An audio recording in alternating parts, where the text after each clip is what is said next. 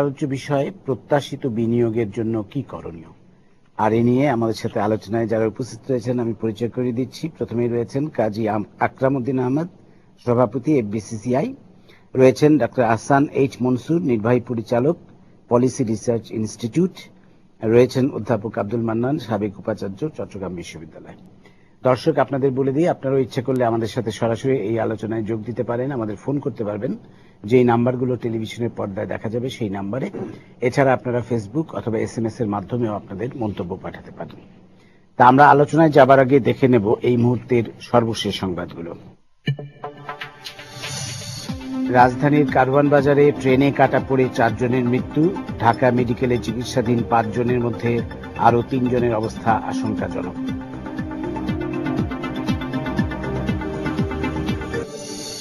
রাজধানীর লালবাগে মাদ্রাসা থেকে সুমাইয়া নামে এক শিশুর ঝুলন্ত লাশ উদ্ধার।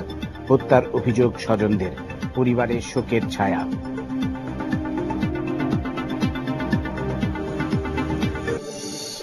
স্বেচ্ছাসেবক লীগ নেতা লালু হত্যার সঙ্গে জড়িত সন্দেহে একজন আটক। চাঁদাবাজি আর সন্ত্রাসী কর্মকাণ্ডে বাধা দেয়াই খুনের কারণ, ধারণা স্বজনদের। অটিজম আক্রান্তদের পাশে থাকার অঙ্গীকার প্রধানমন্ত্রীর। এদের কল্যাণে সমাজের সবাইকে একযোগে কাজ করার আহ্বান।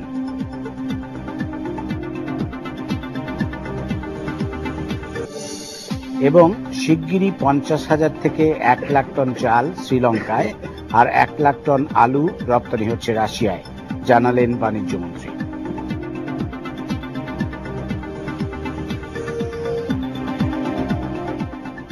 আমরা এবার সরাসরি চলে আসব আমাদের আজকের আলোচনায়, বিনিয়োগ, প্রত্যাশিত বিনিয়োগের জন্য কি করণীয়।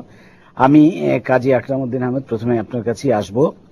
আমরা জানি যে বিনিয়োগের সম্ভাবনা দেখা দিচ্ছে বাংলাদেশে অনেক দিক থেকেই। জাপানের বিনিয়োগের কথা আমরা জানি যে জাপানের আগ্রহ, জাপানের প্রধানমন্ত্রী সফর করে গেলেন মাত্র।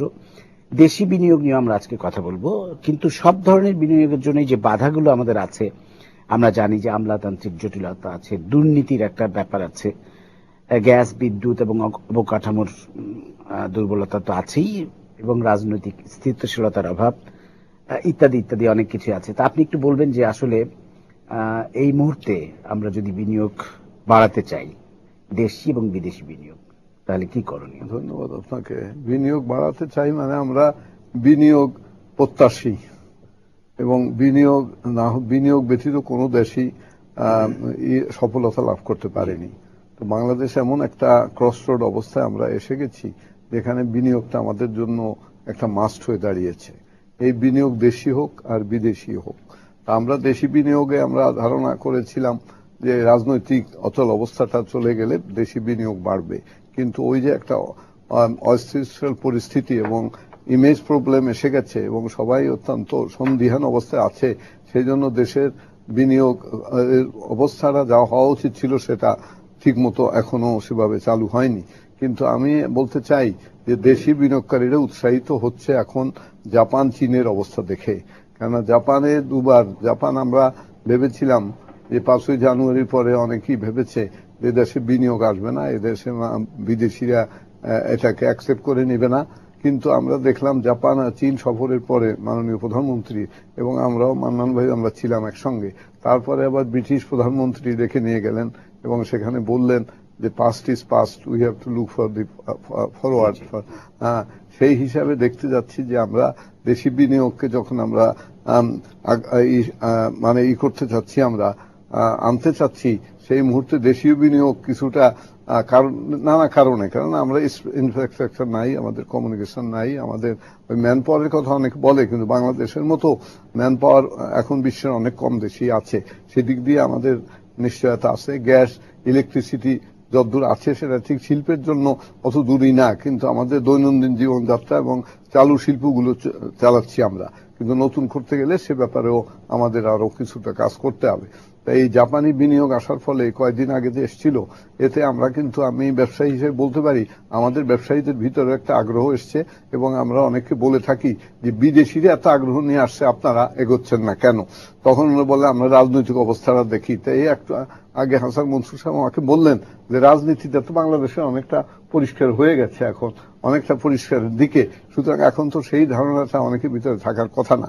তো জাপান যেভাবে এসছে, জাপানে যে আমরা গিয়ে মানে মাননীয় প্রধানমন্ত্রী গিয়েছিলেন, তখন ওনারা যে আমাদের $6 বিলিয়ন যে ইটা দিয়েছে, গ্রান্টটা দিয়েছে, সেটা কিন্তু একটা আশ্চর্য ধরনের। কেননা 43 বছরে সারা বাংলাদেশ, বঙ্গবন্ধুর সময় থেকে বাংলাদেশ পেয়েছে 11.22 বিলিয়ন, এবং একবারের যাত্রাই আমরা পেয়েছি 6 বিলিয়ন। এই 6 বিলিয়নের ওভার অ্যান্ড অ্যাবাভ 6 বিলিয়ন আর একটা পেয়েছি 1.2, এটা হলো ODA grant, official development assistance. সুতরাং এইটা দিয়ে আমরা কিন্তু মাতাব বাড়িতে আমরা বিনিয়োগ করে সেটা একটা বিরাট আমাদের কয়লা ভিত্তিক যে বিদ্যুৎ হচ্ছে, সেটা 1320 মেগাওয়াটের। সুতরাং এটা আমি বলতে চাচ্ছি এই জন্য যে বিদেশি এইভাবে যখন আসতেছে, সেখানে দেশি বিনিয়োগকারীরা এখন অনেকটা সচল হয়েছে এবং তারা চিন্তা করছে যে বিদেশিরা না দেখে আসে নাই। সুতরাং আমাদের দেশে তো আরো বেশি, আমাদের আগে আগ্রহ দেখালে বিদেশিরা আসবে, কিন্তু এই মুহূর্তে কিন্তু বিদেশিদের দেখেই আমরা কিন্তু আগ্রহান্বিত হয়েছি। তখন আমাদের কাছে আমার সংগঠনের মানে বিসিসি অনেকে জিজ্ঞেস করে যে আগামীতে বিনিয়োগ করলে কি আমরা ভালো করতে পারবো, ব্যাংকার হিসেবে প্রশ্ন আমার কাছে আসবে। হাসান মনসুর সাহেব মনে হয় ব্যাংকার হিসেবে আমাকে কিছু জিজ্ঞেস করতে চেয়েছিলেন, কিন্তু উনি সুযোগ পাননি, পরে আমি জেনে তার জবাব দিব ইনশাআল্লাহ। তা আমি আপনাদের বলছি যে বিনিয়োগের পরিস্থিতি, বিদেশিদের আগ্রহ আমাদের দেশের মানুষের আগ্রহ বাড়িয়ে তুলবে, এবং বিনিয়োগ ছাড়া নিয়োগ হবে না, মানে এমপ্লয়মেন্ট হবে না।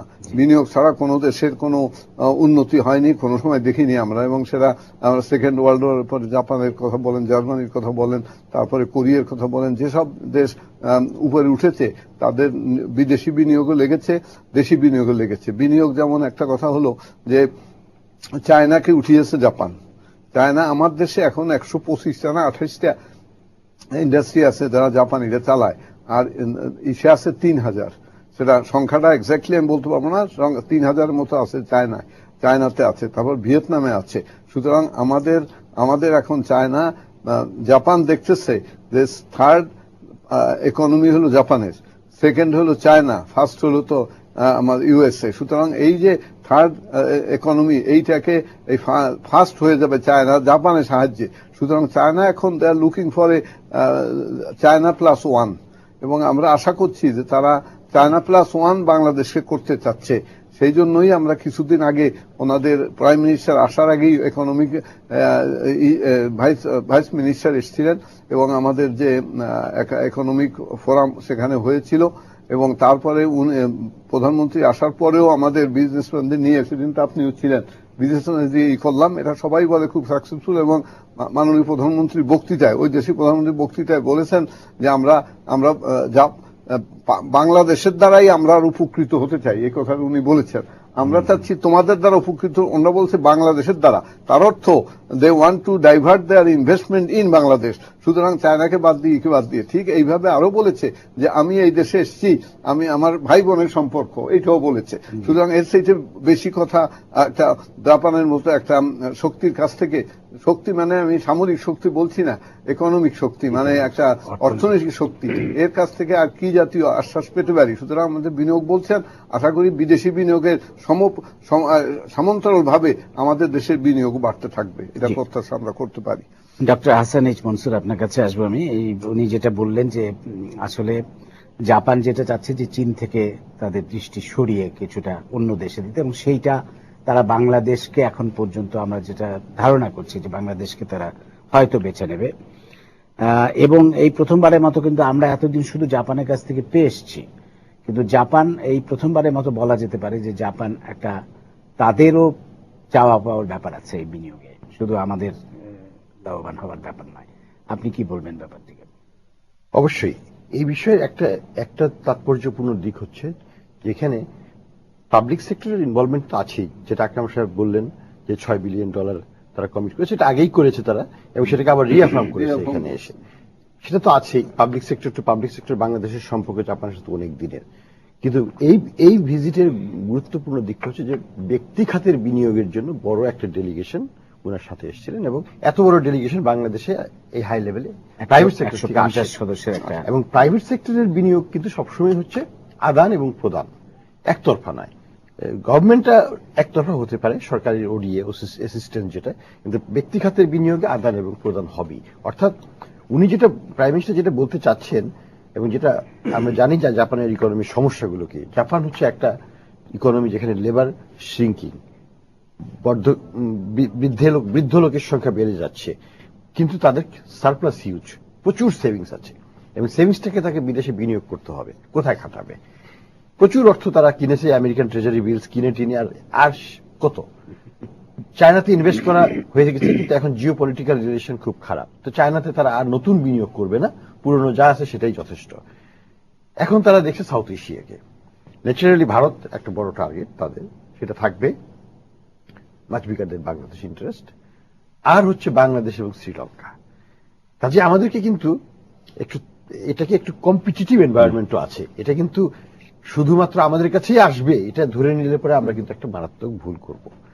সরকারের দিক থেকে অনেক কিছু করণীয় আছে, সরকারের দিক থেকে তারা কিন্তু অনেক কিছু এক্সপেক্ট করছে যে সরকার সেই জিনিসগুলো প্রোভাইড করবে। যদি সরকার সেটা প্রোভাইড করতে না পারে, শুধু কথায় তো আর চিড়ে ভিজবে না। আলটিমেটলি এই প্রাইভেট সেক্টরের বিনিয়োগগুলোকে বাস্তবায়ন করতে হলে তারা যে বলেছে ইকোনমিক জোনস, সেটা সেই জমির উন্নয়নের জন্য তাদেরকে ক্ষমতা দিতে হবে অথবা নিজেরা দ্রুত করে দিতে হবে, যে ভাবেই হোক। সেগুলো যদি আমরা করে দিতে না পারি, তাহলে কিন্তু এটা একটা আমি কি বলবো যে একটা প্রতিশ্রুতি থেকে যাবে, এটা বাস্তবে রূপ নেবে না, সেটা আমরা দেখতে চাই না অবশ্যই। আমি আরেকটা জিনিস একটু ওনার পূর্বের আলোচনা বা আপনার প্রশ্নের প্রেক্ষাপটে একটু বলবো যে আমাদের অর্থনীতিতে কিন্তু যদিও রাজনৈতিক অস্থিরতা কেটে যাচ্ছে এবং কেটে গেছে অনেকখানি, আগামীতে কি আছে জানি না, কিন্তু এখন অনেকখানি কমে এসেছে, কিন্তু তারপরেও আমরা কিন্তু এখনো ইকোনমিক ইন্ডিকেটরস এ বিনিয়োগ বৃদ্ধির কোনো সুস্পষ্ট লক্ষ্য দেখছি না। আমি কয়েক মাস আগে একটু দেখছিলাম যে ক্রেডিট একটু বাড়ছে, ইম্পোর্ট বাড়ছিল ভালোই, কিন্তু ইদানিং আবার গত মাসে দেখলাম যে ভালো রকমের ইম্পোর্ট ফল হয়ে গেছে। So it's not as a minimum, এটা এখনো fluctuating, positive to negative, negative to positive, which is not a good sign. We need a steady increase in investment. সেটা এখনো হচ্ছে না। হয়তো আমাদেরকে এটা করার জন্য এই জাপানি বিনিয়োগ এবং চাইনিজ বিনিয়োগ বা এদেরকে যে একটা শুরুটা করাতে পারলে হয়তো আমরা এই পরিবেশটার থেকে বেরিয়ে আসতে পারবো।